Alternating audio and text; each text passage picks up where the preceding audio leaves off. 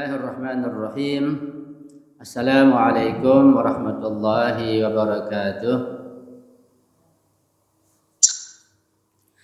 Alhamdulillahirabbil alamin wal 'aqibatu li ahli taqwa wal yaqin wala 'udwana illa 'alal zalimin. Asyhadu an la ilaha illallah wahdahu la syarika lah wa asyhadu anna sayyidana wa nabiyyana Muhammadan abduhu wa rasuluh.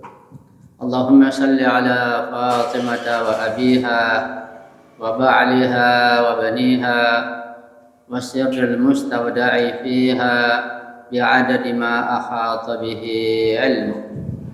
Allahumma kun waliyika al-Hujjat ibn al-Hasan salawatuka alaihi wa ala abaihi في هذه الساعة وفي كل ساعة وليا وحافظا وقائدا وناصرا ودليلا وعينا حتى تسكنه أرضك طوعا وتمتعه فيها طويلا برحمتك يا أرحم الراحمين. اللهم بلغ مولانا الإمام الهادي المهدي القائم بأمرك صلوات الله عليه وعلى آبائه الطاهرين عن جميع المؤمنين والمؤمنات في مشارق الأرض ومغاربها سهلها وجبلها وبرها وبحرها وعنا وعن والدينا من الصلوات زنة عرش الله ومداد كلماته وما أحصاه علمه وأحاط به كتابه. رب اشرح لي صدري ويسر لي أمري واحلل عقدة من لساني يفقه قولي أما بعد. Ikhwani wa akhwati rahimakumullah, para pecinta kajian tentang tema makna rahmatan lil alamin dalam tafsir Al-Mizan yang saya hormati dan insyaallah senantiasa mendapatkan kehormatan dan kemuliaan dari Allah Subhanahu wa taala. Mudah-mudahan malam Minggu ini malam libur dan malam-malam di bulan Rabiul Awal yang kita isi dengan ilmu pengetahuan, dengan memahami ayat Al-Quran. Semoga menambah ilmu kita, wawasan kita, dan menambah banyak turunnya rahmat, keberkahan, ampunan, dan taufik dari Allah Subhanahu wa ta'ala. Amin ya rabbal alamin. Ikhwani wa akhwati rahimakumullah, kita berusaha membahas tentang makna rahmatan lil alamin yang terdapat dalam surat Al-Anbiya ayat 107. Dan itu tentu berkaitan dengan ayat yang sebelumnya. Dan kita akan baca juga sebelumnya yang berkaitan masalah Mahdawiyah. Jadi masalah Mahdawiyah ayat 105-nya itu bersambung dengan ungkapan wa ma arsalnaka ila rahmatan lil alamin. Jadi kita bahas 3 ayat ini sekaligus. Surat Al-Anbiya ayat 105, 106 dan 107. A'udzubillahi minasyaitonirrajim. Bismillahirrahmanirrahim. Walaqad katabna fi zaburi min ba'di dzikri annal arda yarithuha ibadiyas salihun. Insya Allah sudah hafal semuanya bagi yang mengikuti kajian Mahdawiyah pada kajian yang ketiga keempat. Ayat berikutnya setelah ayat 105 Allah berfirman, inna fi hadza labalaghan liqaumin 'abidin. Ayat 107, wa ma arsalnaka illa rahmatan lil alamin. Ini yang kita bahas tentang rahmatan lil alamin. Artinya Allah berfirman, dan sungguh kata Allah, kami telah menulis, itu telah mencatat, itu telah menetapkan, telah menakdirkan, menetapkan fi zaburi dalam kitab Zabur. Setelah tertulis dalam kitab Az-Zikr di Lauhul Mahfuz, itu terjemahannya. Apa yang Allah catat?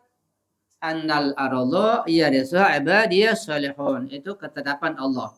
bahwa bumi ini yang kita tempati ini, seluruhnya bumi ini nanti akan diwarisi oleh hamba-hambaku, hamba-hamba Allah yang soleh. Itu para imam ma'asum. Yang sudah kita bahas pada kajian Mahadawiyah ke-3, ke-4, ke-5. Ayat berikutnya, sesungguhnya pada ayat ini benar-benar terdapat peringatan dan penyampaian yang cukup bagi kaum yang beribadah. Liqaumin abidin. Orang ibadahnya sungguh-sungguh, yang benar-benar ibadah dengan benar pasti akan memahami tentang masalah Mahdawiyah yang pasti akan terjadi. Bumi akan diramaikan dengan keadilan di seluruh muka bumi oleh imam zaman. Itu pasti, dan orang yang beribadah sungguhnya akan meyakini informasi dari Allah tersebut. Ayat berikutnya adalah wa ma arsalnaka illa rahmatan lil alamin. Dan tidaklah kami mengutus, kata Allah, kepada engkau. Wa ma arsalnaka ya Muhammad. Kami tidak mengutus engkau wahai Muhammad illa rahmatan lil alamin, melainkan sebagai rahmat bagi seluruh alam. Di tafsir Mizan terkait masalah ayat ini, Al-Alama menulis dan mengatakan qauluhu ta'ala wa laqad katabna fi zaburi min ba'di dzikri annal arda yarisu ibadiyas salihun. Al-zahir annal murada bizabur kitab Dawud alaihissalam. Ungkapan dalam ini bahwa ada ungkapan fi zabur dalam Zabur, itu maknanya adalah kitab Zabur Nabi Dawud yang turun sebelum Al-Quran Al-Karim. Maknanya adalah, kata beliau, secara zahir, secara tampak, yang dimaksud dengan Zabur pada ini adalah kitab Mazmur. Jadi kata Zabur adalah Mazmur yang diturunkan pada Nabi Daud alaihissalam. Kemudian ada kitab di sini min ba'di dzikri. Kata beliau wal murad bi dzikri qila huwa at-Taurat. Sedang yang dimaksud dengan az-dzikr adalah kitab Taurat. Kemudian kata beliau wa qila huwa al-Qur'an. Ada yang bilang az-dzikr adalah Al-Qur'an. Wa qad sammahu Allah dzikran fi mawdi' min kalamihi wa kunuz zaburi ba'da dzikri al hadzal qaul ba'diyah. Kata beliau di sini Quran disebutkan setelah Taurat, tapi ini penafsiran yang jauh, yang sulit bisa dicerna. Jadi lebih tepat makna az-zikr adalah bukan Al-Quran, tapi kitab Taurat. Ya. Juga ada pendapat yang lain yang berbeda. Kita tidak membahas secara detail. Kemudian ada ungkapan annal arda yarisuha ibadiyas salihun.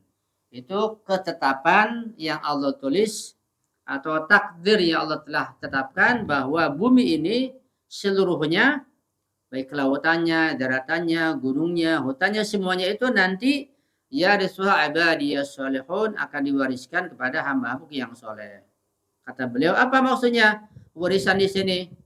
Wal muradu min warasatil ardi intiqalut tasalluti ala manafi'iha ilaihim wa istiqraru barakatil hayati biha fihim wa hadhil barakatu imma dunyawiyah raji'atun ilal hayatid dunya katamattu'i salihi bi amti'atiha wa zinatiha.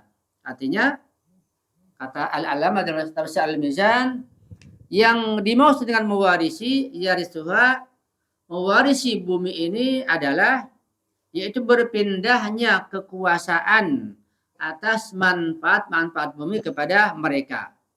Pada mereka siapa? Itu hamba-hamba yang soleh. Siapa mereka? Para imam ma'sum. Seperti yang sudah kita bahas bahwa semua kekayaan di muka bumi ini, termasuk kekayaan di lautan, di hutan, di gunung, semuanya itu nanti dari para penguasa yang sekarang ada ini akan dipindahkan ke para imam ma'sum. Mereka yang mengelola. Nanti dimaksud dari imam zaman. Sehingga diratakan keadilan dengan kekayaan tersebut. Sekarang masih belum merata.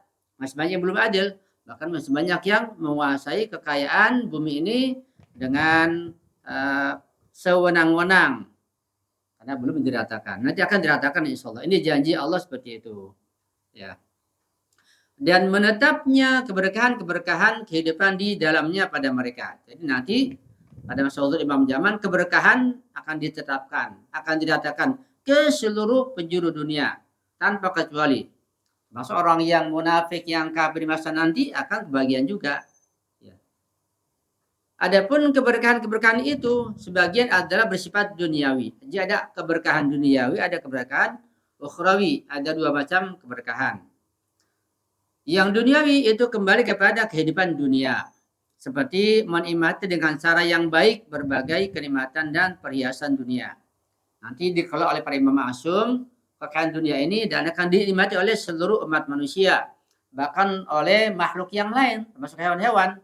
Di lautan, di daratan, di gunung, semua akan menikmati keberkahan dari Allah dan nikmat yang ada di muka bumi ini. Di masa imam zaman nanti. Kalau sekarang enggak, yang miskin tambah miskin, yang kaya, yang tambah kaya. Jadi, nampak ketimpangan sosial yang jelas sekarang ini. Nanti akan sirna kekuasaan mereka pindah kepada kekuasaan imam ma'sum. Itu maksud ibadiyas salihun. Kata beliau, Sayyidina Al-Alama At-Tabatabai, fayakunu ma'addal ayati annal arda satadharu atau satatahharu. Fayakunu ma'addal ayati annal arda satatahharu minasyirki wal ma'siyah. Wa yaskunuha mujtamu'an bashari salihun ya'buduna Allah wa la yusyrikuna bihi syai'a. Wa imma ukhrawiyah wa hiya maqamatul qurbi allati iktasabuha fi hayatihim ad-dunya fa innaha min barakatil hayatil ardhiyah wa hiya na'imul akhirah. Ya, artinya maka yang dimaksud dari ayat ini adalah bahwa bumi ini nanti akan disucikan dari berbagai kemusyrikan dan maksiat. Yang nyata, yang jelas. Jadi bahasa imam zaman nanti kekayaan diratakan ke seluruh dunia, tidak ada yang miskin, dan juga kemusyrikan dan semua bentuk maksiat dan dosa akan dibersihkan. Tidak ada yang nampak di muka bumi pada masa imam zaman. Dan akan dihuni oleh sebuah masyarakat manusia yang soleh-soleh. Semuanya beriman. Ada juga yang munafik tapi sangat tersembunyi. Ya. Sekarang contoh yang nyata lah, yang sangat jelas. Sebagai contoh yang kecil katakanlah, sebagai gambaran, misalnya di negara Islam di Iran. Walaupun ada undang-undang negara Islam dijalankan, tetap ada kemunafikan, ada maksiat, tetapi sangat tersembunyi. Ya. Tidak ada yang menjual khamr terang-terangan, tidak ada nightclub, tidak ada prostitusi, tidak ada kemaksiatan yang nampak. Nah, tersembunyi bisa jadi ada. Itu contoh saja. Nanti masa imam zaman, tidak ada yang nampak sama sekali berbagai macam maksiat dan perbuatan dosa. Semua dibersihkan. Bahkan dari kemusyrikan. Kalau di Iran kemusyrikan masih ada. Ya, misalnya orang yang beragama Zoroaster atau beragama Nasrani atau Yahudi masih ada di Iran. Dan dilindungi. Selama mereka tidak membuat onar, tidak membuat kerusakan, maka mereka tidak ditindak. Itu di masa imam zaman akan dibersihkan semuanya. Sehingga yang ada adalah Islam. Islam yang murni, Islam yang Muhammadi, Islam yang betul-betul menjalankan Quran sepenuhnya. Bukan Quran yang menyimpang dari sebagian ayat Al-Quran. Nah, mereka itu masyarakat di masa nanti itu yang beribadah kepada Allah dan tidak menyekutukan Allah dengan sesuatu apapun. Tidak ada kemusyrikan di masa nanti. Adapun keberkahan ukhrawi ialah kedudukan kedekatan kepada Allah yang mereka peroleh dalam kehidupan dunia. Dan itu termasuk dari keberkahan kehidupan di bumi yang akan menjadi kenikmatan di akhirat. Jadi dunianya ada keberkahan, kenikmatan, tidak ada kemiskinan, tidak ada kezaliman dan kejahatan. Nah, semuanya adalah keadilan kenikmatan. Di akhirat mendapat kenikmatan berupa surga. Itu keberkahan akhirat. Wa min huna yadhhar andal ayata mutlaqatun wala mujiba li takhsisiha bi ihdal wirasatain kama fa'aluhu fahum baina man yakhussuha bil wirasah al ukhrawiyyah wa baina man yakhussuha bil wirasati dunyawiyah wa yahmiluha ala zaman dhuhur al islam aw dhuhur al mahdi alaihi salam alladhi akhbara bihi nabi sallallahu alaihi wa alihi wasallam fil akhbar al mutawatirah al marwiyah min turuqil fariqain wa yatamassaku lidzalika bil ayatil munasibah lahu allati aw makna ila ba'dihha. Artinya dari sini tampak bahwa ayat tersebut bersifat umum dan tidak ada alasan untuk membatasinya hanya pada salah satu dari dua makna warisan itu saja, sebagaimana yang dilakukan sebagian orang. Jadi ada dua warisan dunia, warisan akhirat. Bukan satu warisan dunia saja atau bukan akhirat saja, tapi dua-duanya akan diperoleh dunia dan akhirat. Jadi apa namanya? Fid dunya hasanah wa fil akhirati hasanah. Di masa imam zaman nanti, di masa Imam Mahdi nanti insyaallah ya semakin dekat kehadiran beliau. Maka ada yang membatasinya hanya pada warisan ukhrawi. Nah, ada yang membatasinya pada warisan duniawi dengan menafsirkannya pada masa munculnya Islam atau pada masa kemunculan Al-Mahdi alaihissalam yang telah diberitakan oleh Nabi Muhammad dalam hadis-hadis mutawatir yang diriwayatkan oleh jalur kelompok Ahlus Sunnah dan Syiah. Untuk itu mereka berpegang pada ayat-ayat yang sesuai dengannya, yang sebagian darinya telah kami isyaratkan. Artinya bahwa ada ulama yang berpandangan bahwa yang dimaksud keberkahan tadi itu pada ayat Irsyad Ibadi Shalihin itu dunia saja, akhirat tidak termasuk. Juga pendapat akhirat saja dunia termasuk, tapi pendapat ulama di sini enggak. Warisan di situ dua-duanya, warisan dunia dan akhirat. Jaya di dunia, kenikmatan di dunia juga jaya kenikmatan di akhirat. Yaitu atina fid dunya hasanah, fil akhirati hasanah. Itu maksudnya. Wa bil jumlati al ayatu mutlaqatun ta'ammul wirasatain jami'an. Ini pandangan al-Allamah al-Tabari dalam tafsir Al-Mizan.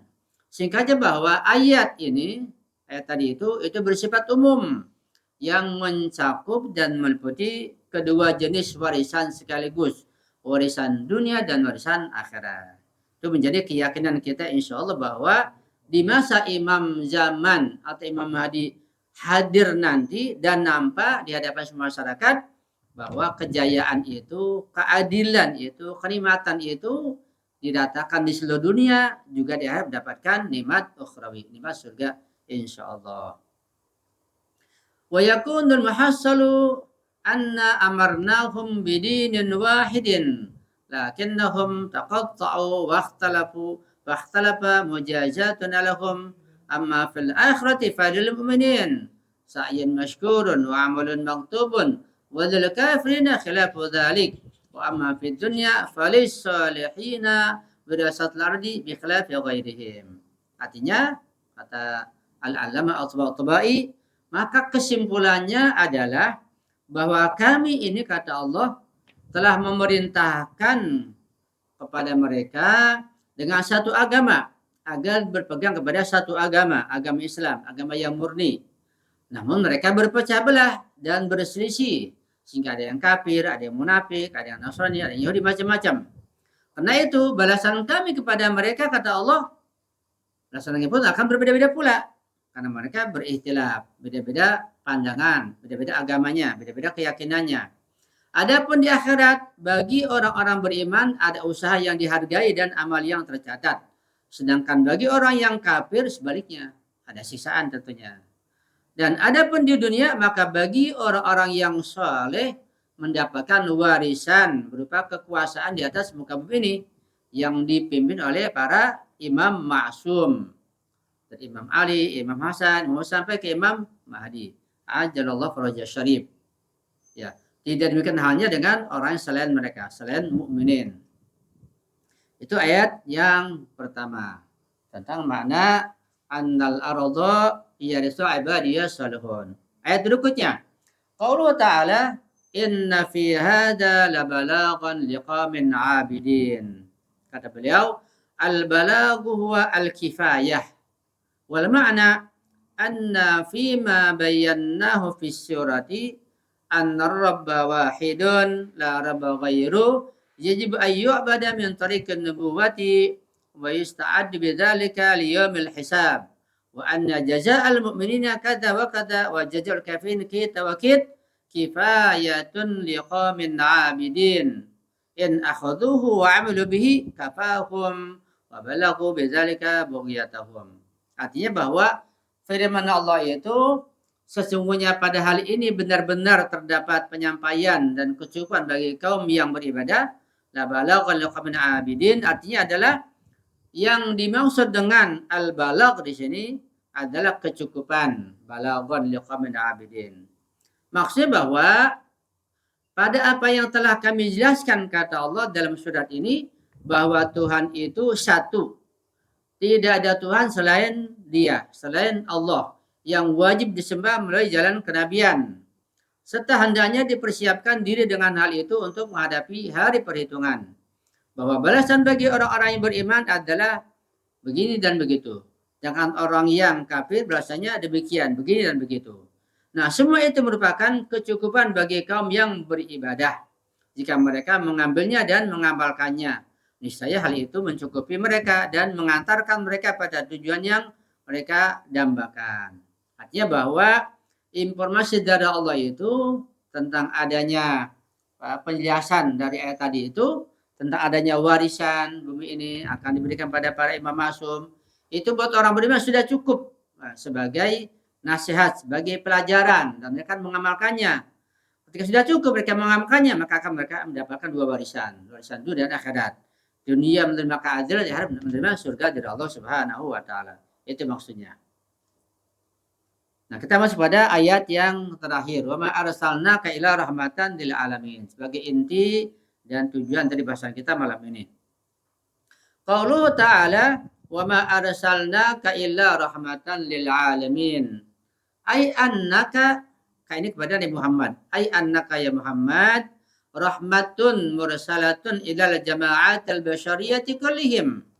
Wad dalilu alaihi al-jam'ul muhalla bil lami. Wadzalika muqtadha umumir risalah. Kata beliau artinya bahwa firman Allah itu wa ma arsalnaka illa rahmatan lil alamin, dan tidaklah kami kata Allah mengutus engkau wahai Muhammad melainkan sebagai rahmat bagi seluruh alam. Bukan satu alam, bukan dua alam, seluruh alam. Maksudnya adalah kata beliau, engkau wahai Muhammad adalah rahmat yang diutus kepada seluruh umat manusia. Dan dalilnya adalah bentuk jama' al-alamin. Berarti mana seluruh umat manusia. Mulai sejak beliau diutus sampai pada hari kiamat. Itu makna dari alamin. Yang disertai dengan alif lam al-alamin. Itu menunjukkan keumuman. Ya, syumul, universal. Hal itu menuntut makna keumuman risalahmu. Jadi risalah Muhammad itu umum. Bukan untuk sekelompok orang. Bukan sebagian, bukan untuk bangsa Arab saja, tapi seluruh umat manusia sampai hari kiamat. Itu makna dari amin bahwa risalah Rasulullah untuk semua umat. Wa ma arsalnaka. Ya. Di kata irsal di sini risalah itu digandingkan dengan Nabi Muhammad. Jadi yang diberikan sifat umum adalah risalah Nabi Muhammad sebagai rahmatan lil alamin. Jadi bukan Sayyidina Muhammad saja yang rahmatan lil alamin. Bukan pribadi Muhammad, bukan diri beliau, tapi beliau membawa risalah. Risalah beliau. Beliau dengan risalah, dengan nubuah itulah rahmatan lil alamin. Bukan pribadi beliau, bukan fisik beliau, ya. Bukan derajat beliau, tapi apa yang rahmatan lil alamin? Risalah yang dibawa oleh beliau. Juga bukan risalah yang lainnya, tapi risalah beliau itu yang rahmatan lil alamin. Wa huwa sallallahu alaihi wasallam rahmatun li ahli dunya min jihati ityanihi bidinin fil akhdhi bihi sa'adatu ahli dunya fi dunyahum wa akhrahum. Artinya bahwa beliau itu Muhammad sallallahu alaihi wasallam adalah rahmat bagi seluruh penduduk dunia. Dari sisi apa? Dari sisi bahwa beliau membawa agama yang dengan mengamalkannya akan mendatangkan kebahagiaan bagi umat manusia di dunia juga di akhirat mereka ketika mengamalkan risalahnya. Karena itu digandengkan antara arsalna dengan ka. Wa ma arsalna ka. Jadi di sini rahmatan bagi siapa? Bagi yang mengamalkan risalah. Karena sifatnya umum adalah risalahnya untuk seluruh dunia. Yang tidak mengamalkan enggak dapat rahmat. Seperti itu. Nah, kita bahas pada tafsir Amsal lebih jelas insyaallah. Setelah tafsir Al-Mizan kita bahas lagi. Wa huwa sallallahu alaihi wasallam rahmatun li ahli dunya min haitsul atharil hasanati allati sarat min qiyami bid'awatil haqq fi mujtama'atihim mimma yadhharu dhuhuran balighan biqiyas al-hayat al-'ammah al-bashariyah al-yawm ila ma qabla bi'asatihi sallallahu alaihi wasallam wa tatbiqi hadal hayatain 'ala al-ukhra. Artinya perhatikan baik-baik, dan beliau itu Nabi Muhammad sallallahu alaihi wasallam adalah sebagai rahmat bagi penduduk dunia dari sisi pengaruh-pengaruh baik yang merembes dari tegaknya beliau dalam dakwah yang benar di tengah masyarakat mereka.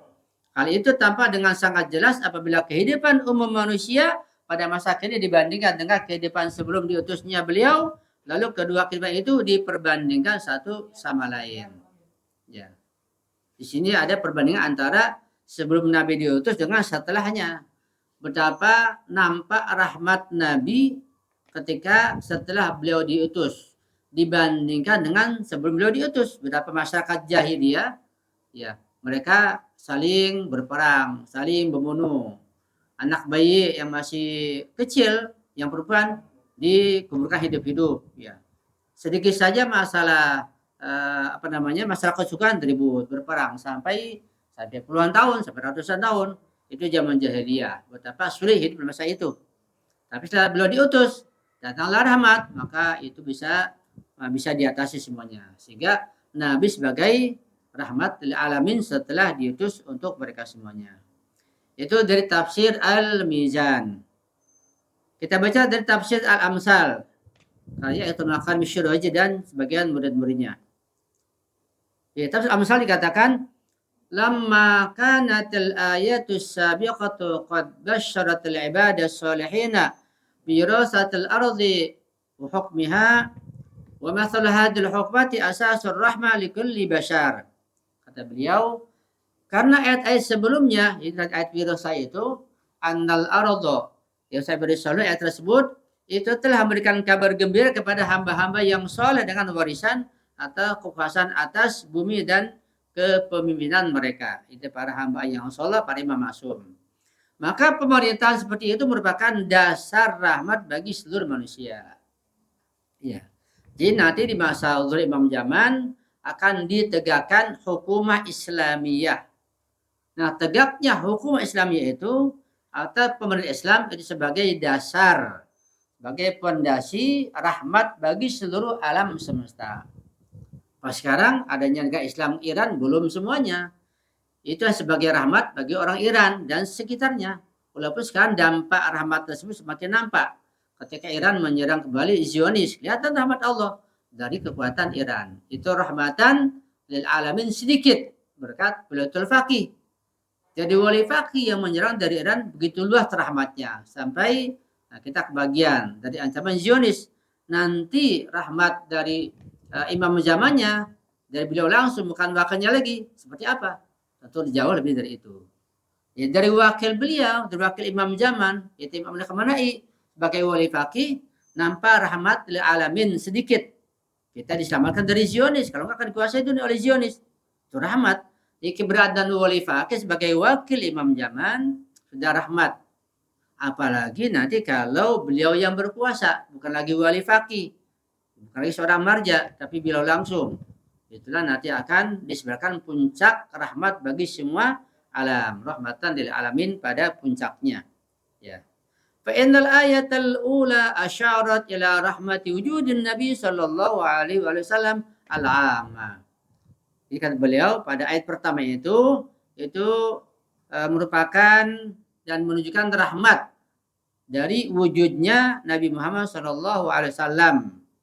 Fa inna amatal bashari fid dunya sawa'un al-kafir minhum wal mu'min masmuluna li rahmati. Ini lebih jelas kata Syekh Makarim Asy-Syirazi tentang makna rahmatan lil alamin.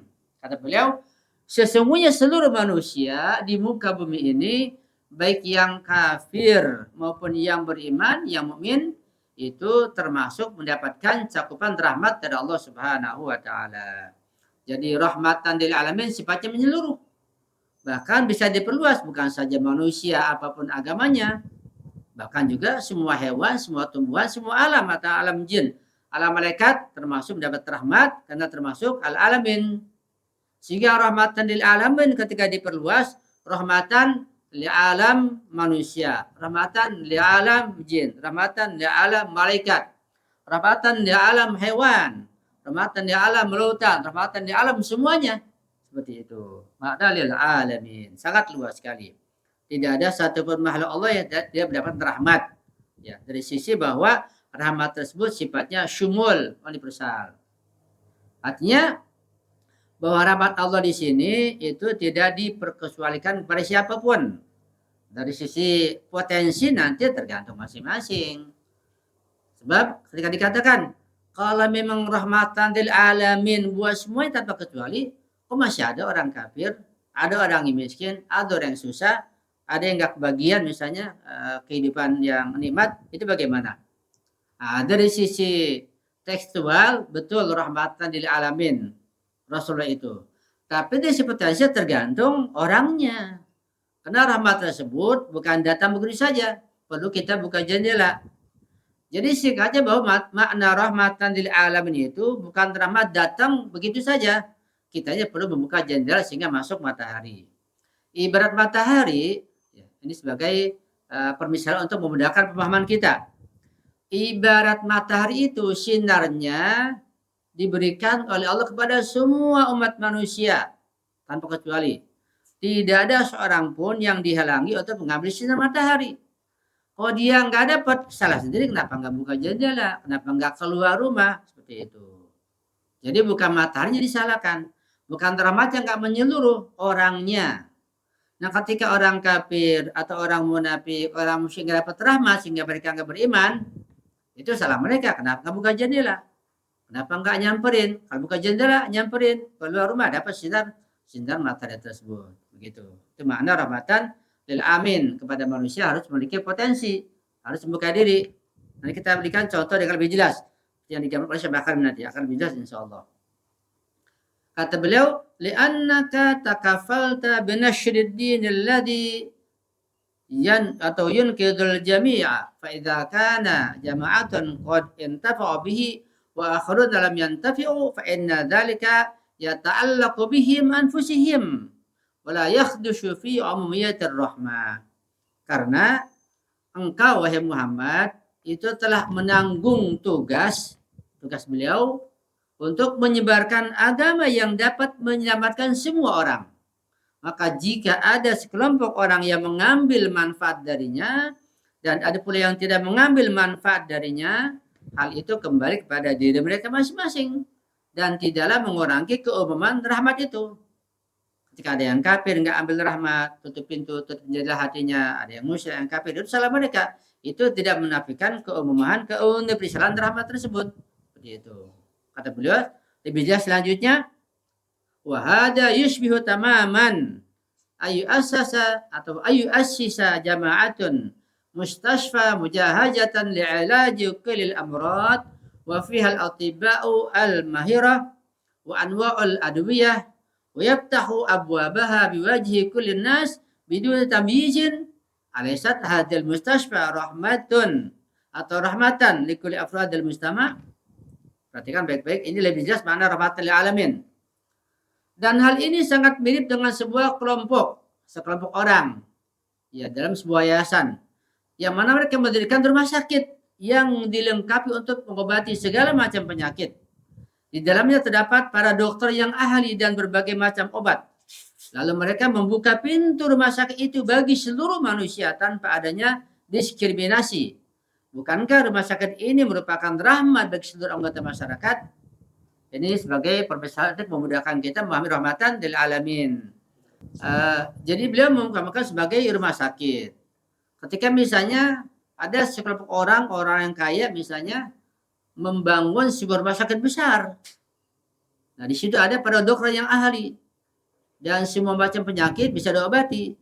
Disediakan peralatannya, sarannya, obat-obatannya dibuka. Tentu yang diobati bagi yang datang ke situ dan bagi yang mau. Begitu. Sakit apapun datang diobati. Seperti itu. Nah, bagi orang yang sakit nggak datang, ya salah dia sendiri. Udah ada rumah sakit, ada dokter, kenapa nggak datang? Gitu. Yang ada rumah sakit, nanti di masa Imam Zaman, dibuka gratis semuanya, dan di situ dokter-dokter spesialis semuanya, ahli semuanya, obat-obat yang lengkap semuanya. Ada yang sakit nggak datang, salah sendiri. Ya. Kalau sudah disediakan semuanya, sediakan ambulannya, bisa dijemput, bisa datang, tinggal berubah saja. Kalau nggak datang namanya salah sendiri. Ya, itu nanti. Kalau sekarang mungkin nggak bisa diumpamakan, karena sekarang kan rumah sakit mahal. Kenapa nggak datang? Karena mahal, itu alasannya. Kalau nanti ya nggak bisa, nggak datang karena sudah disiapkan dengan gratis. Itu masa Imam Zaman. Atau pada di Iran lah, di Iran kan rumah sakit murah sekali. Kalau sakit parah, rumah sakit dekat ada dan sangat murah atau bisa gratis juga nggak datang, itu salah sendiri. Nah, rahmat begitu juga, rahmatan lil alamin, disediakan lengkap rahmat bagi alam semesta untuk semua manusia. Ada yang nggak datang, ada yang nggak nerima, salah sendiri. Kenapa nggak datang? Kenapa nggak buka jendela? Kenapa nggak buka pintu hati untuk dapat rahmat dari Allah SWT dan Rasulullah? Kata beliau, fa idzam tana'a ba'dul marḍa ya min qabuli hadzal faidil 'am fa sawfa la yu'athir fil kauni tilka al-mustashfa 'amma. Maka apabila sebagian pasien yang keras kepala menolak untuk menerima limpahan rahmat yang bersifat umum tersebut, nggak mau datang ke rumah sakit, hal tersebut tidak akan mengurangi pengaruh hakikat bahwa rumah sakit tersebut bersifat umum. Jadi keumuman rumah sakit tidak berkurang dengan tidak adanya orang yang datang atau sebagian nggak datang. Itu salah sendiri yang nggak datang. Wabita'bidin akhar fa inna qawna wujudin nabi rahmatan lil alamin lahu sifatul muqtadi wa fa'aliyatul fa'il. Wa minal muslim anna fi'aliyatan natijah laha alaqatun biqabiliyatil qabil. Ini sudah mengandung makna istilah falsafah.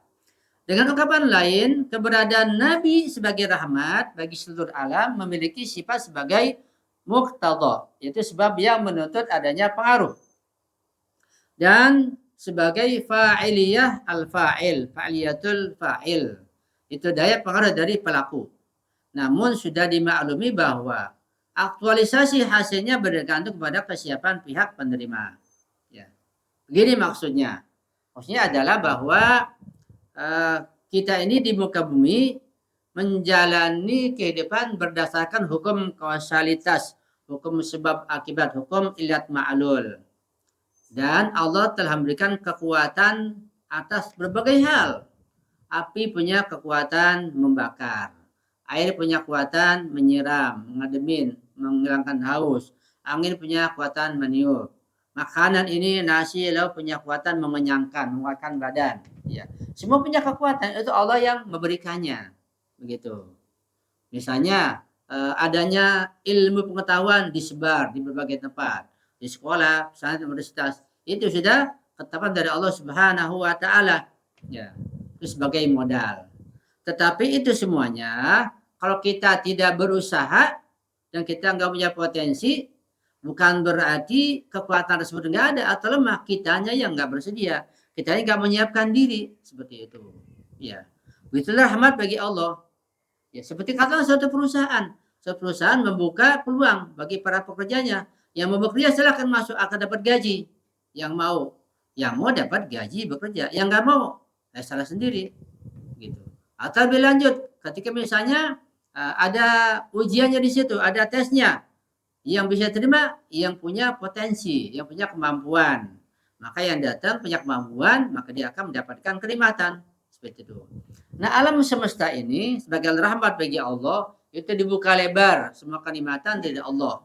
Tapi dibukanya lebar alam semesta ini dengan macam-macam nikmatnya, baik nikmat material maupun nikmat ma'nawiyah, juga pengetahuan, ya, dan macam-macam nikmat yang lain, itu dibuka bagi orang-orang yang memiliki potensi. Apa potensinya? Ya kalau mau sungguh-sungguh, mau belajar, mau mencari, berusaha akan diberikan. Itu mana potensi? Itu namanya fa'iliyatul fa'il. Ya. Jadi ada pihak fa'iliyatul fa'il, ada qabil. Seperti itu. Bisa katakanlah ada orang kaya, sangat kaya raya. Sangat kaya raya, luar biasa. Dia ingin bersedekah. Ketika nggak ada orang miskin, nggak ada yang terima, berarti kayaknya nggak bisa disalurkan. Kenapa? Karena sebagai fa'il, sebagai pelaku ingin bersedekah, nggak ada yang terima. Pihak qabil yang nggak ada, berarti nggak tersalurkan. Ada orang pandai sekali, Nabi, Imam Ma'sum, katakanlah, ada ulama pandai sekali, ilmunya banyak. Ingin mengajarkan, tapi nggak ada yang mau belajar. Berarti hanya ada fa'il, ada pelaku yang siap mengajarkan si ilmu, tidak ada qabil, nggak ada yang belajar. Harus lengkap, ada fa'il, ada qabil yang menerima, ada guru, ada murid. Ketika ada murid, ya gurunya nggak punya makna, nggak ada arti ilmu bisa terjebakkan. Hatta Nabi sekalipun seperti itu. Nah, qabil pun si penerima ini harus punya potensi. Sekarang gurunya ada, Nabi, Rasul, Imam Ma'sum, ada guru, andai alim luar biasa. Tapi ada qabil yang menerima muridnya ini nggak punya kemampuan. Idiot semuanya misalnya, nggak normal semuanya, ya juga qabilnya nggak ada manfaatnya juga. Jadi bagaimana? Ada fa'il yang akan memberikan, menyebarkan rahmat, memberikan ilmu pengetahuan, membagi-bagi kekayaan. Ada qabil yang menerima, yang punya potensi. Baru akan terbukti rahmatan lil alamin bisa diterima. Begitu. Misalnya lautan atau hutan dengan berbagai kekayaannya dan kayak di muka bumi ini itu untuk siapa saja, bagi yang punya kemampuan, bagi yang mau si qabil ini bagi punya kemampuan. Nah, antum silakan ke laut, nggak punya kemampuan, bukan saya bisa mengambil mutiara bahkan tenggelam. Nah, bagi punya kemampuan dia tanya ke laut, dia ambil mutiara, lah dia yang beruntung. Jadi ada fa'il, si pemberi, si laut itu memberikan rahmat berupa mutiara, ikan-ikannya, tapi bisa diberikan kepada si qabil yang bisa tangkap ikan, yang bisa ambil mutiara. Yes ya. Nah, jadi mana rahmatan lil alamin itu betul-betul akan terwujud dengan nyata kalau alaminnya ini kitanya, manusianya, jinnya, ya semuanya itu betul-betul di samping punya kesiapan untuk menerimanya juga punya kemampuan. Sehingga nanti akan beda-beda. Ada yang menerima rahmat 1 sendok, 2 sendok, 3 sendok. Seperti orang ambil air ya di lautan, yang pakai sendok dapat air laut 1 sendok. Yang bawa teko dapat 1 teko, yang bawa tangki dapat 1 tangki. Begitu, dan seterusnya. Ya, itu makna rahmatan lil alamin, sangat menyeluruh bagi siapa saja. Seperti matahari yang buka 1 jendela, ya masuk sinar 1 jendela. Yang buka pintu akan lebih luas lagi. Yang keluar mah dapat semua sinar matahari. Begitulah, itu makna rahmatan lil alamin. Kata beliau, anna ta'bira bil alamin lahu itarun wasi'un yashmulu kullal bashar wala imtidadil a'sar wal qurun. Kata Syekh Makarim dalam tafsir amsalnya, sesungguhnya ungkapan al-alamin, rahmatan lil alamin, itu memiliki cakupan yang sangat luas, yang meliputi dan mencakupi seluruh manusia sepanjang zaman dan sepanjang abad. Jadi sejak masa Nabi diutus sampai hari kiamat, Nabi itu walaupun sudah tiada secara fisik di alam barza, tapi tetap sebagai rahmatan lil alamin. Lebih jauh lagi bahwa rahmatan lil alamin dari Nabi sebagai Nabi warisalah untuk orang-orang yang hidup masa beliau, sahabat Nabi, dengan yang sekarang ini untuk kita, untuk nanti orang setelah kita, tidak ada bedanya. Semua dapat rahmatan lil alamin yang sama. Tergantung potensi masing-masing, tergantung kesiapan masing-masing, tergantung ya kesungguhan masing-masing. Jadi kalau begitu, walaupun rahmatan lil alamin di masa Nabi masih hidup, tapi mereka tidak mau mengambil atau ambil sedikit, kalaupun sahabat Nabi ya sedikit dapatnya. Dan rahmat lil alamin sekalipun Nabi sudah tiada, sudah pindah ke alam barza, kita nggak melihat, tapi kita mengambil banyak, sungguh rajin, kita akan dapat lebih banyak daripada sahabat Nabi. Begitu. Ya, paham ya insya Allah? Itu makna rahmat lil alamin. Jadi betapa untungnya kita ini, betapa berbahagianya kita ini, yang kita bisa merayakan acara maulid Nabi, kita memahami makna rahmatul alamin, ternyata itu tidak ada bedanya sama sekali untuk mereka hidup sejaman dengan Nabi sampai dengan kita sekarang ini. Nggak ada beda. Nggak ada beda dari sisi bahwa rahmatan itu untuk semuanya. Tapi dari sisi potensi, itu yang membedakan kita. Ya, kalau kita misalnya nggak ngambil, kita menolak rahmat tersebut, kita nggak berwilayah, atau kita nggak masuk Islam, itu salah kita yang nggak dapat. Jadi nggak ada beda yang terhadap oleh penyembah berhala di masa Nabi dulu seperti itu. Ya, kayak itu untuk pintu-pintu makam itu, makam nubuwah, makam ahlul bait, makam ketakwaan, makam-makam dibuka, kedudukan derajat dibuka sampai hari kiamat. Artinya bahwa orang kita pun pada zaman sekarang ini kita kalau mau, tapi kalau sungguh-sungguh kita bisa mencapai derajat kedudukan atau makam yang telah diperoleh oleh para sahabat Nabi. Salman, Abu Dzar, Miqdad, dan yang lainnya. Bisa. Tapi kalau mau. Kalau sungguh-sungguh. Kalau enggak, ya enggak. Itu makna rahmatan dan alamin lebih luas lagi. Jangan mempersempit yang luas. Jadi betapa banyak kita punya kesempatan besar. Karena itu,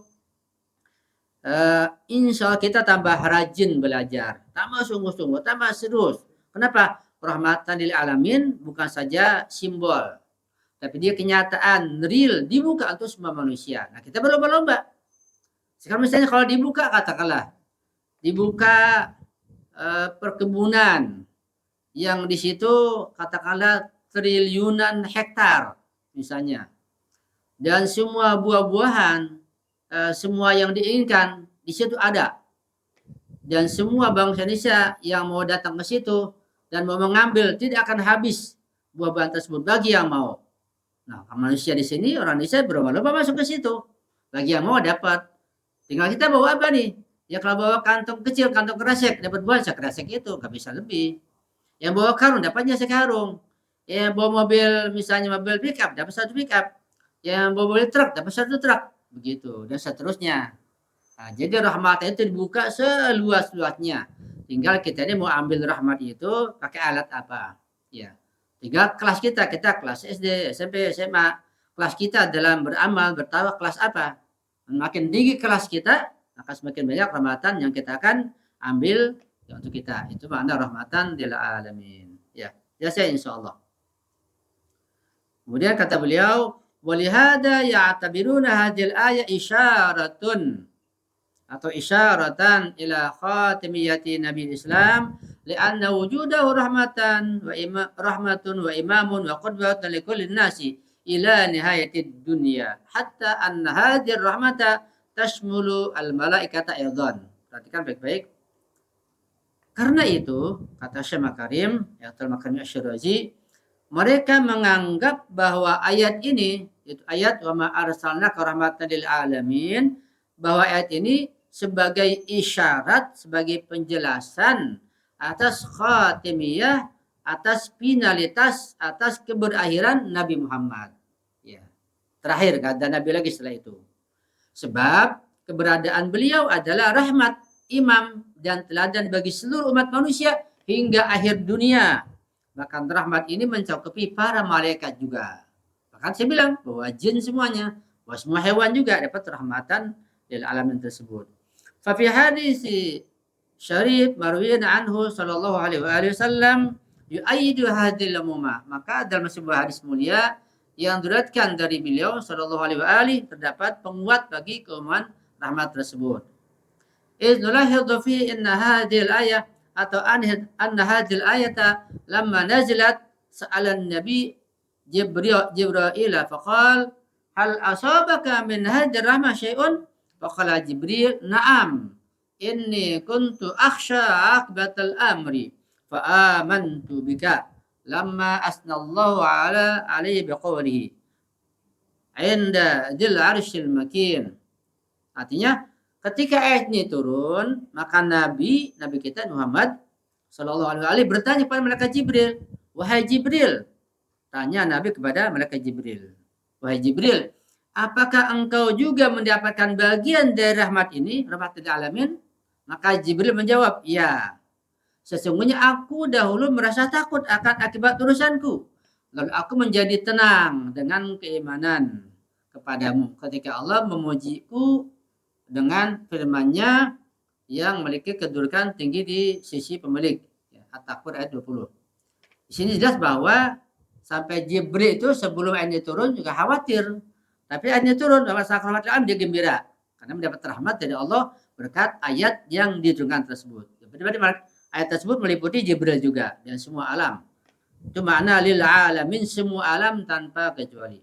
Wala kulli hal fa fi dunyal yawm haitsu yantashirul fasadu wal zulmu wal istibdadu fi kulli janibin wa niradul hurubi musta'miratan fi kulli jihatin wa khadat qabadatul jabbarin al-utata bi anfasil mustad'afin al-madlumin fid dunyal ghariqati fil jahli wa fasadil akhlaqi wal khiyanati wal dhulmi wal jawr ajal fi misli hadhihi dunya sayattadhu akthar fa akthar ma'ana qawli Nabi rahmatan lil alamin. Kata beliau, bagaimanapun juga pada dunia sekarang ini, pada masa kita sekarang ini, ketika kerusakan, kezaliman dan kediktatoran menyebar di seluruh penjuru dunia, ketika api peperangan berkobar di segala arah, ketika genggaman para penguasa lali menyesakkan napas orang-orang lemah dan yang tertindas, pada dunia yang tenggelam dalam kebodohan, kerusakan akhlak, pengkhianatan, kezaliman, dan ketidakadilan, ya pada dunia seperti inilah semakin jelas makna bahwa Nabi adalah rahmat bagi seluruh alam.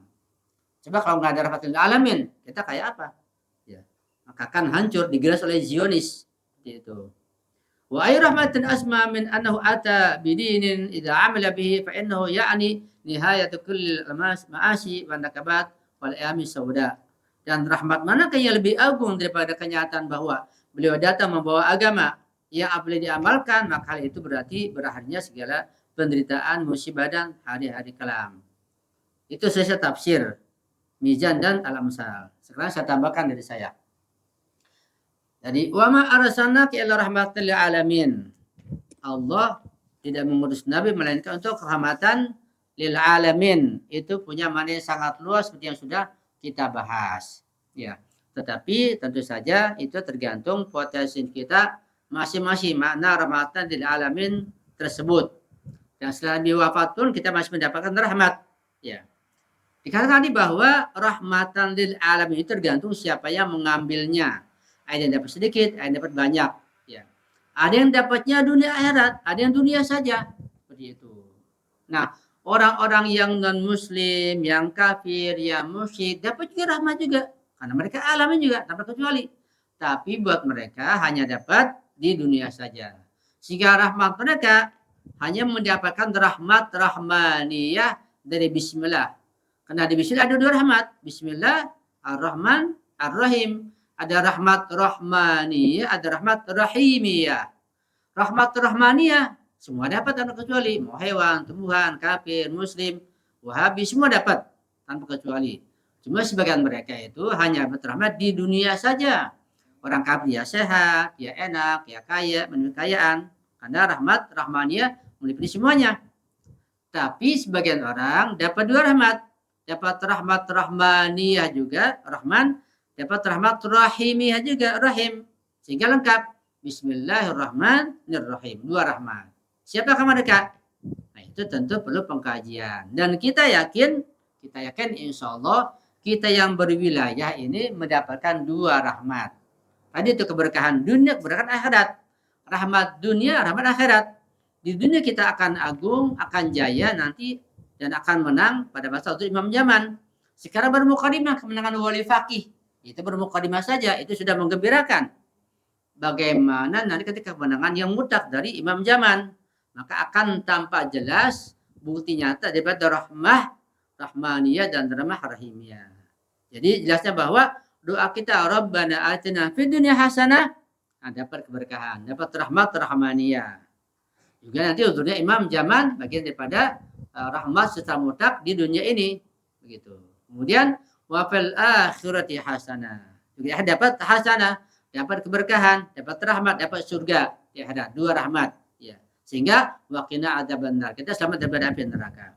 Kita yakin insyaallah dengan ungkapan wa ma arsalnaka illa rahmatil alamin kita mendapat rahmat tersebut secara sempurna dunia dan akhirat. Rahmat rahmaniyah dan rahmat rahimiyah insyaallah. Tapi dengan keyakinan yang dengan dasar belajar. Kalau nggak belajar, ya kita wilayah Syiah Imamiyah hanya mereknya saja. Mereknya Syiah Imamiyah, mereknya mendapat Ahlul Bait. Kalau nggak belajar, ya kita nggak akan tahu rahmat rahmaniyah apa, rahmat rahmaniyah itu apa, bagaimana menerimanya, bagaimana mengambilnya, bagaimana melaksanakannya. Ya kita nggak dapat secara nyata, hanya mereknya saja. Kita jangan merek saja, kita belajar dengan sungguh-sungguh, kita berusaha memahaminya, mengamalkannya insya Allah, sehingga kita mendapatkan rahmatan lil alamin, kita peroleh dunia dan akhirat insyaallah. Itu dari saya, mudah-mudahan dapat kita pahami makna rahmatan lil alamin. Sekali masih banyak pembahasan yang perlu udah di dalam kesempatan insyaallah. Dan sekali lagi mohon maaf jika ada kekurangan kesalahan, mohon didoakan juga insyaallah. Ya, sekarang kita buka, mungkin ada yang bertanya. Kalau ada yang menambahkan diberi silakan. Ada yang mengkritisi silakan. Bertanya, kalau bisa saya jawab. Kalau nggak bisa ya saya bilang saya nggak bisa jawab. Dipersilakan ya, kita buka diskusi. Tafadhol.